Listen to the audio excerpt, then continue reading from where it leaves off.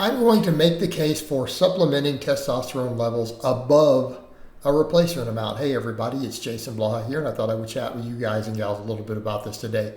And the interesting thing is, even when it comes to TRT, you do find some doctors who are hip to this and who are willing to do this, by the way.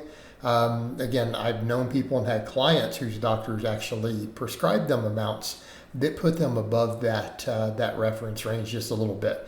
And again, one of those topics where people have to understand that when we look at the historic context and then we look at things like quality of life and well-being, our 300 to 1,000 nanograms per deciliter, which is a reference range, may not be what our optimal levels really are.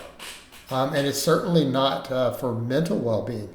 And that's one of the things that I've noticed in general too, is that most of the time when men are above that range, assuming we're psychologically healthy and everything else, there's a lot of other benefits in terms of confidence and well-being, focus, sexual performance, all these things that come from that. So we need to be clear here. There are reasons why people do this. Okay, there are reasons why people do this.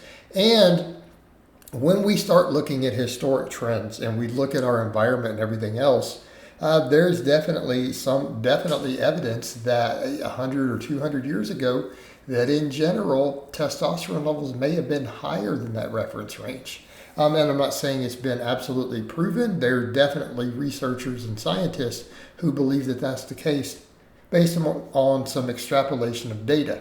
Okay, so when you look at it that way, it appears that our testosterone levels have plummeted. Now, there's a few different factors at play, and I had said at one time, keeping in mind, when I said this, I'm like, this is based upon the current data, right?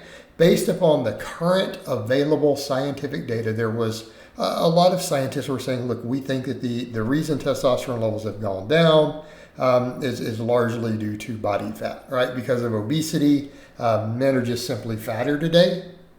They have a higher body fat, therefore we're going to see reduced testosterone production, and we're going to see slightly elevated estrogen relative to that.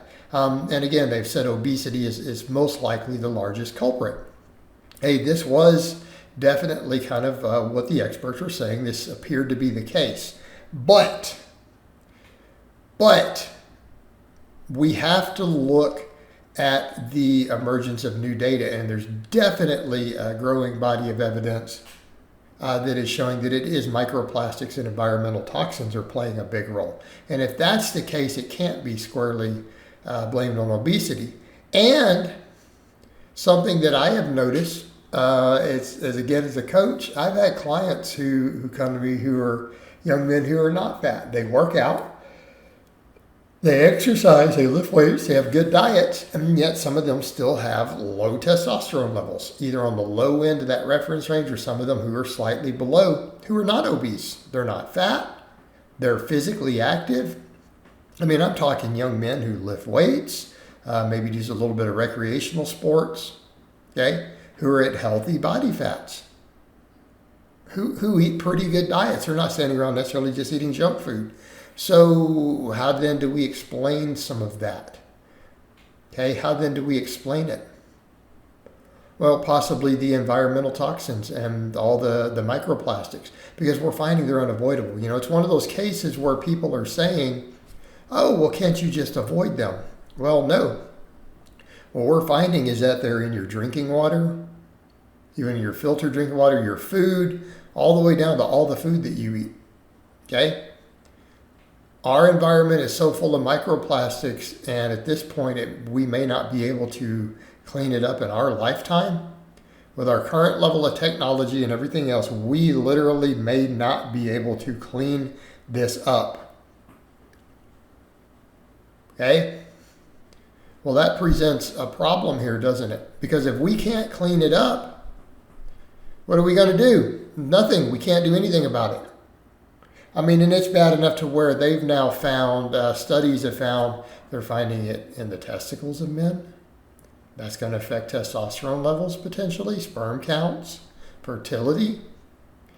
They found that inside the atherosclerosis from bypass surgeries and from autopsies, that it is being found in significant amounts inside arterial plaque. Okay, so inside the atherosclerosis, the stuff that we're worried about, it appears to be present. Okay, this is a problem. So this stuff is getting in everyone's body. It's causing all these other problems, but then it's also potentially affecting endocrine systems or endocrine disruptors. Plastics are, and microplastics. Well, if that's the case, we're going to see this plummeting in testosterone. And what does that mean? That means that the men who are going to have the best levels, in spite of that, are generally going to be the men who are supplementing testosterone. So then we make that case for, do we need just a replacement dose? Or do we need to go above and beyond that? Okay, and it's been my observation, again, observation of some doctors, many coaches, that there is a threshold a bit above the normal range, right? A bit above what we generally find healthy men to even produce, to where there are further benefits to quality of life, obviously to a little bit to muscle and body fat and things, but not just those things, to quality of life, to confidence, to, again, sexual performance, sex drive, sense of well-being. Okay, so again, this is something that we have to look at. So mentally speaking, testosterone is healthy for our minds for men. Now, that doesn't mean estrogen is bad, because if estrogen gets too low, it's a problem. Right? That actually creates a lot of problems. So you don't want that to happen. But again, we also have benefits to some of that, to estrogen being at a certain range as well, right? Because it's not just a female hormone. But all of that being said, men benefit from very high levels of testosterone. And for people say, what about all the risk? Are the risks really there? Because it's not really appearing in the data for the most part. So again, we're balancing hypothetical risks versus quality of life. Okay? So again, what we're seeing is men who do this are realizing this. This is one reason so many men turn to the black market. This is why so many men turn to then doctors who will prescribe higher amounts, because there are benefits, and men oftentimes feel better. They get a lot out of it. It brings something to the table. Okay? Kind of important. So when these topics come up, I'm making the case for the fact that maybe we want to be above the normal range. There can be benefits to it. All right, guys, but that's really all I have to say on that today. I hope it's been informative, and I'll talk to you guys and gals next time.